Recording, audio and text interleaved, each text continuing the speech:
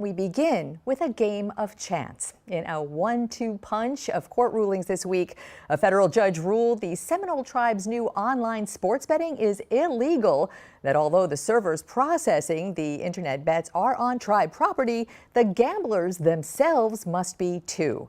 The online sportsbook is the centerpiece of the governor's renewed gaming compact with the tribe, worth an initial $2.5 billion to the state.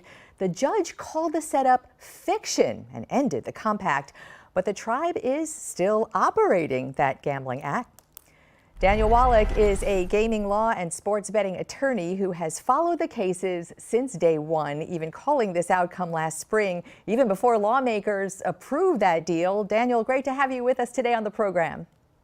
Glenna, thank you for having me on, and you are correct. Not only was I the first to call it, but to this point, right before the decision, the only one to call it. All right, so let's start there. Let's do that. What did you see last spring that apparently no one else either saw or chose to see?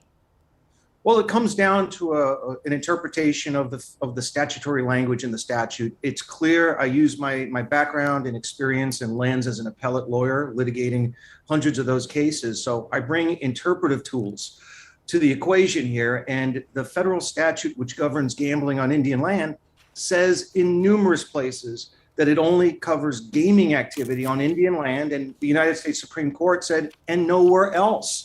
So every reasoned interpretation of the statute, even case law that has addressed the scope or interplay of internet wagering with IGRA has made crystal clear that the location of the bettor is what determines where the gaming activity takes place. Okay, so IGRA, the Indian Gaming Regulatory Act, which governs tribal gaming across the country on all tribal lands, written and approved late 70s, early 80s, there was no internet then. So as this appears to be a precedent-setting case, does that make a difference here going forward? No, not at all. IGRA was actually enacted in 1988. And it's not a matter of the statute being obsolete. It's the territorial limitations of the statute which make clear, it defines it within IGRA that Indian land means the Indian reservation or after acquired trust property.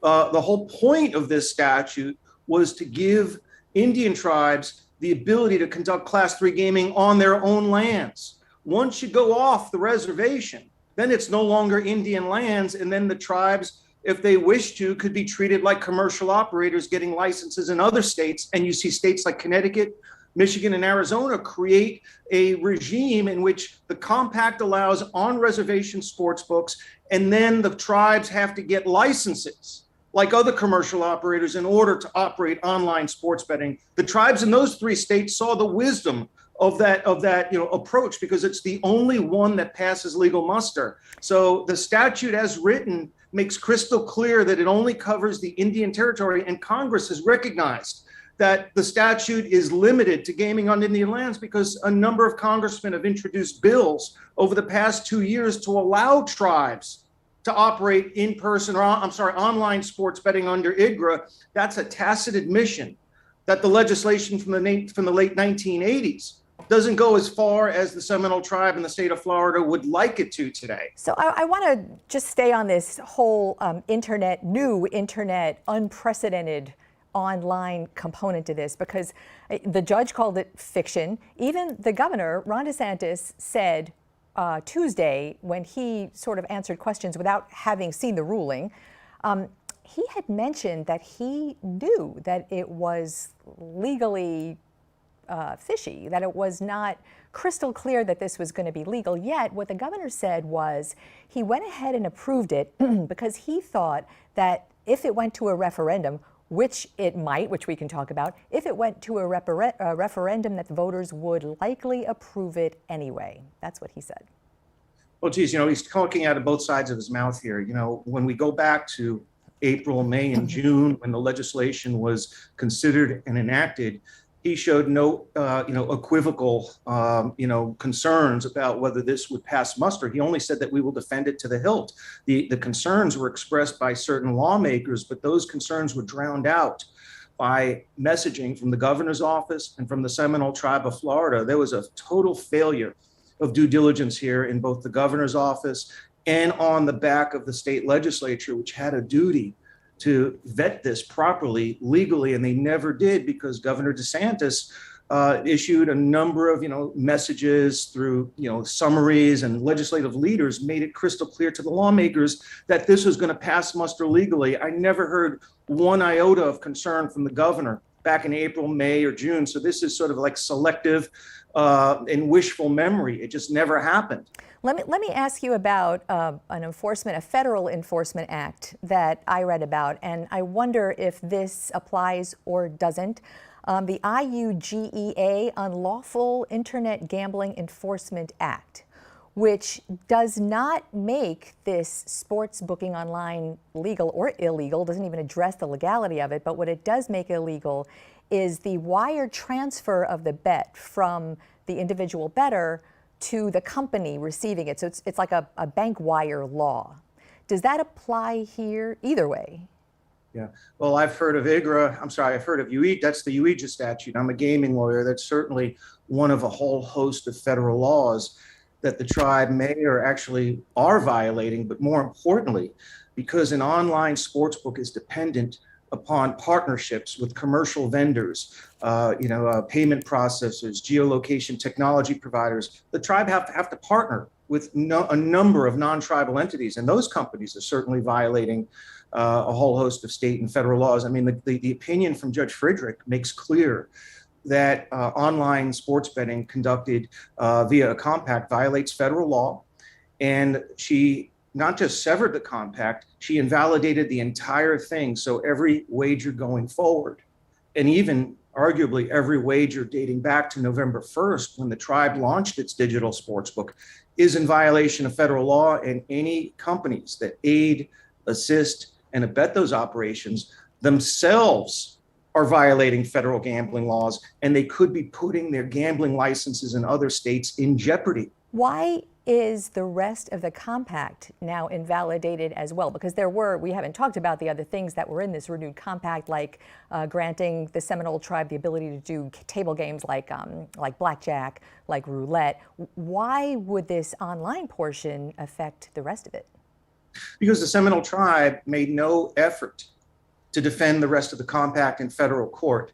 Their only purpose in intervening in the District of Columbia federal court lawsuit was to argue that they should have been named in the lawsuit, and even if they had been named, they're immune from litigation under sovereign immunity. So it was one of those classic gotcha arguments. You should have named us, but you can't name us. And there was no attempt for the tribe to create or argue the merits of the compact. They had every opportunity to intervene for the purpose of filing a brief or maybe filing an amicus brief. They went all in on this motion to dismiss on sovereign immunity grounds, that they waived the argument surrounding the rest of the compact, and the Department of Justice did not argue any of the other elements of the compact being permissible. And under District of Columbia federal case law, there's a case known as Amador County. It gives the court the ability to strike the entire compact if part of it is invalid.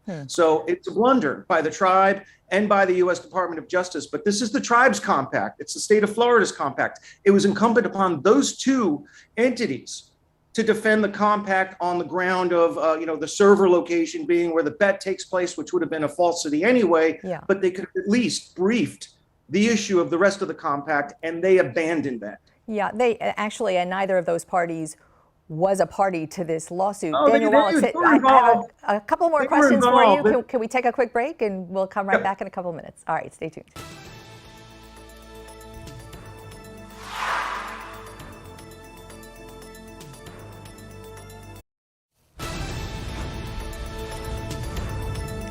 We are back with gaming law sports booking attorney Daniel Wallach on the ruling against the online betting for the Seminole Tribe this week. We were talking about how neither the governor, the state, nor the tribe was party to these lawsuits, Daniel. And in fact, it was brought by Magic City Casino in Miami, another casino in Bonita Springs, against the federal government, the Department of Interior that oversees IGRA, for sort of approving, even tacitly approving, and letting this slide and take place. So now that it has been twice ruled illegal, it is still operating. The app is still up, it's still running, and people can still place bets. What gives? What happens there? Well, the tribe should have known very well that the decision removed its ability to legally operate sports betting. So they're basically talking out of both sides of their mouth. They're operating online sports betting in violation of a federal court ruling, and now they're turning to the DC Circuit Court of Appeals and saying they're going to be irreparably harmed if they can't operate sports betting. They've asked for a ruling from the appellate court to stay the effect of Judge Frederick's order so that they can continue to operate online sports betting. But their actions in jumping the gun and continuing to operate in flagrant violation of a federal court ruling undermines their claim of irreparable harm and actually makes them look like bad actors in front of the appellate court. And there's a principle in the law that one who seeks equity, which is what a stay pending appeal involves, equitable relief, one who seeks equity must come to court with clean hands. And by operating an illegal digital sports book in violation of a court order, the Seminole Tribe's hands are far from clean. That in and of itself may forfeit its entitlement to stay relief, but they're going to lose on the merits of that anyway. And at some point soon, they will have to shut down their online sports book, either because they recognize it's the wise thing to do, or they will be ordered to do so by a federal court.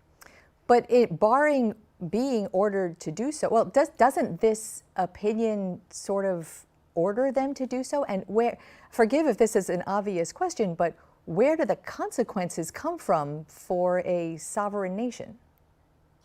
Well, to the extent they're operating as criminal felons off Indian lands, they're not exactly covered by sovereign immunity, and certainly their vendors are not covered by sovereign immunity to the extent that they're participating in illegal activities. I mean, there's a long line of case law that that stand for the proposition that the U.S. Department of Justice can seek injunctive relief against the Indian tribes that conduct illegal Class III gaming. The federal court is not without powers here, and let's make no mistake: the tribe and the state of Florida are not, innocent, passive observers here. The state of Florida filed an amicus curiae brief, and the tribe is the party appealing the lower court ruling and sought intervention.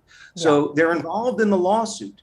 And whether the judge can enter, civil contempt remedies right now, that might be an open question, but there's no ambiguity about the court ruling indicating that the conduct of online sports betting is no longer legal under federal law, nor is it even legal under state law, because the state law is what approved the compact. There is no independent basis under state law under which to operate online sports betting from tribal land. That issue is governed by federal law. And if anybody thinks that the tribe can act with impunity here in perpetuity, I got to tell you, this is not like the issue years ago where they ignored a Florida Supreme Court ruling and continued to operate blackjack at their reservation in violation of a court order.